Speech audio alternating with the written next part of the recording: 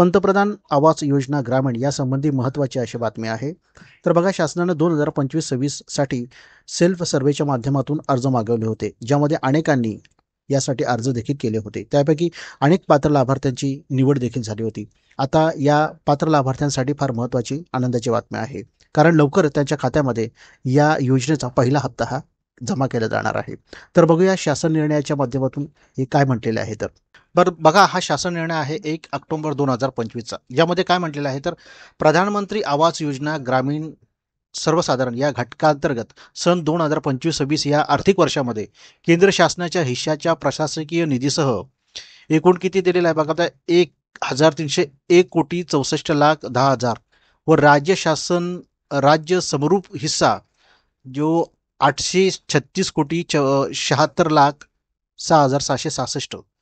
म्हणजेच आता बघूया शासन निर्णय यामध्ये काय म्हटलेलं आहे बघा. तर प्रधानमंत्री आवास योजना ग्रामीण सर्वसाधारण घटकांतर्गत केंद्र शासनाने वितरित केलेला 2025-26 या वर्षासाठीचा जो निधी आहे तो किती आहे, 1,301,64,10,000 आणि प्लस त्याच्यामध्ये प्रशासकीय खर्च जो आहे तो 53,06,00,000.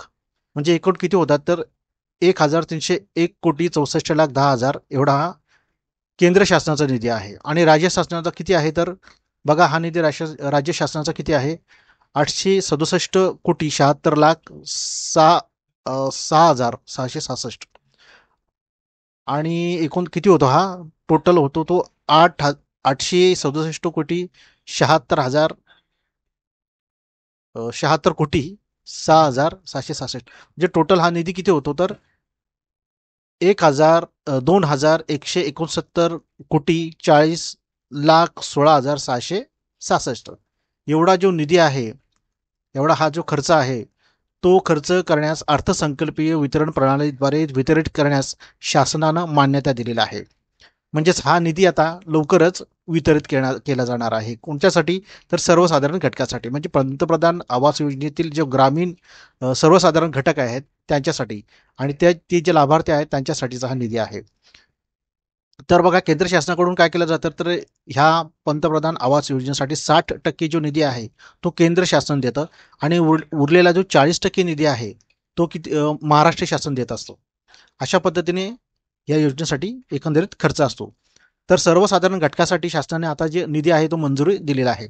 आता बघूया आपण की SC म्हणजे जे अनुसूचित जातीसाठी आहे, तर पंतप्रधान आवास योजना ग्रामीण अनुसूचित जाती यांच्यासाठी 2025-26 या आर्थिक वर्षासाठी त्यांनी एकत्र निधी दिलेला आहे. तर हा निधी किती आहे, तर बघा हा टोटल जर का पूर्ण निधी बघितला तर आपण किती आहे, तर एकूण होतो 9,956,56,50,000 एवढा हा निधी आहे, जो की अनुसूचित जातीच्या लाभार्थी आहेत त्यांच्यासाठी आहे.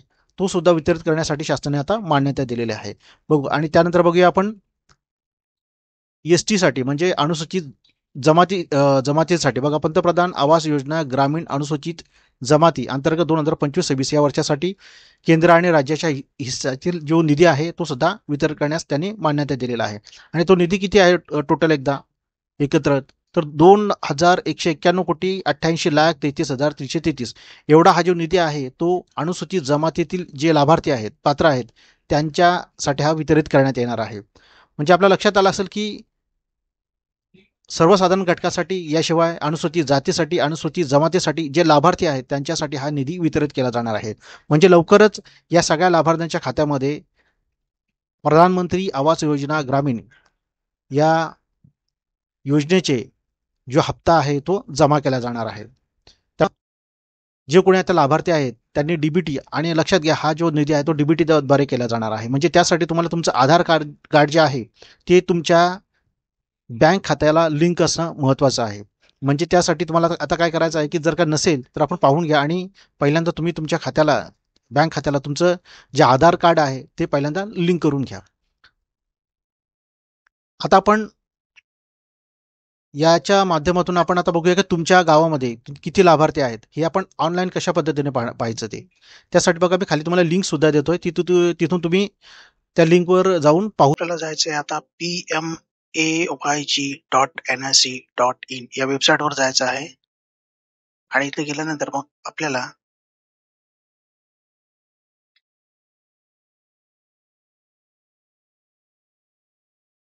त्यानंतर आपल्याला जायचं आहे ते म्हणजेच रिपोर्ट बघा. रिपोर्टमध्ये जायचं आहे आणि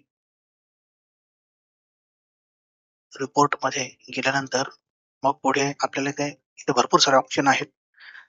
तर आपल्याला त्यातून कोणता निवडायचा आहे, तर आपल्याला बघा सोशल ऑडिट रिपोर्ट इथे निवडायचं आहे. इथे गेल्यानंतर आपल्याला काय करायचं आहे, की आपलं जे स्टेट आहे, ते स्टेट टाकायचं आहे. आता आपलं महाराष्ट्र आहे, त्यामुळे आपण महाराष्ट्र टाकूया. त्यानंतर आपला जो डिस्ट्रिक्ट आहे, तो डिस्ट्रिक्ट टाकूया. आता माझा डिस्ट्रिक्ट ठाणे आहे म्हणून ठाणे टाकला. त्यानंतर तुमचा तालुका असेल तो कुठला टाकू शकता तुम्ही. त्यानंतर तुमचं गाव, ज्या कुठल्या गावाचं तुम्हाला घ्यायचं आहे ते तुम्ही टाकू शकता. इथे मी तिथं गावाचं नाव टाकलं. आता आपल्याला ज्या वर्षाचं आहे तो वर्ष सिलेक्ट करायचा आहे. तर मी 24-25 साठी कोणकोणते लाभार्थी आहेत त्यासाठी टाकलेलं आहे. आणि इथे आपल्याला काय करायचं आहे, की प्रधानमंत्री आवास योजना सिलेक्ट करायचं आहे. इथे बरेच सारे ऑप्शन आहेत. आता आपण आवास योजना बघूया. यानंतर इथे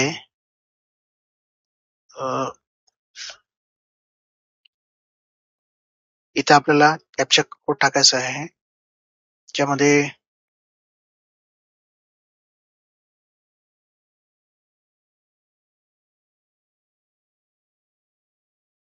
बघा, त्यानंतर ही सगळी लिस्ट अशी ओपन होते. यामध्ये आपण त्या लाभार्थ्यांची सगळी डिटेल बघू शकता. साधारण किती लाभार्थी आहेत, तर किती आहे 37 लाभार्थी आहेत. आता यामध्ये त्यांचे प्रत्येक लाभार्थ्यांची डिटेल्स आपण बघू शकता, की कशा पद्धतीने आहे. त्यानंतर हप्ता कधी भेटला बघा, हा यामध्ये अमाउंट त्यांना कधी मिळालेला आहे. नंतर सँक्शन कधी झालेला आहे, तर 10/9/2024. नंतर किती रक्कम किती आहे 1,20,000. ज्यामध्ये इन्स्टॉलमेंट किती 2 आहेत. दुसरा इन्स्टॉलमेंट मिळालेला आहे 85,000चा 17/1/2025.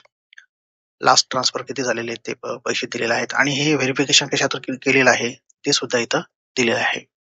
त्यामुळे इथं सगळी डिटेल माहिती मिळते आपल्याला. आणि ही जर का माहिती तुम्हाला एक्सेलमध्ये किंवा वर्डमध्ये पीडीएफमध्ये पाहिजे असेल तर मग तुम्ही डाउनलोड करू शकता. तर मी पीडीएफमध्ये ते डाउनलोड करतो.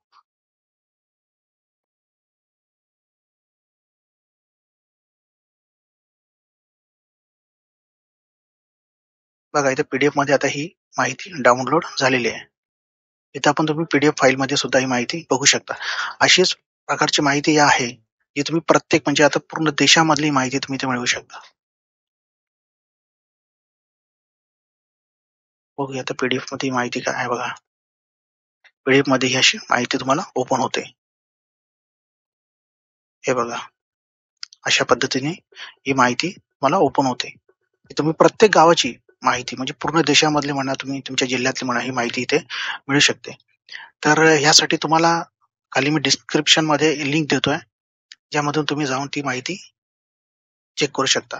देशातील कोणत्याही तुमच्या किंवा राज्यातील कोणत्याही तालुक्याचं म्हणा, जिल्ह्याचं म्हणा, तुम्ही गाव वाईज ही सगळी नाव आपल्या ज्या परिसरामधील किंवा आपल्या गावामधील जे कोणी लाभार्थी आहेत त्यांची लिस्टमधील नावं आपण स्वतः पाहू शकता ऑनलाईनमध्ये.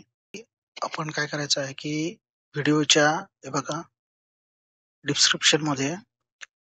व्हिडिओच्या डिस्क्रिप्शनमध्ये इथं मोरवर क्लिक करायचं आहे आणि तिथं तुम्हाला ही लिंक मिळेल. त्यावर क्लिक करून मग आपण ती संबंधित लाभार्थ्यांची यादी यामध्ये बघू शकणार आहात.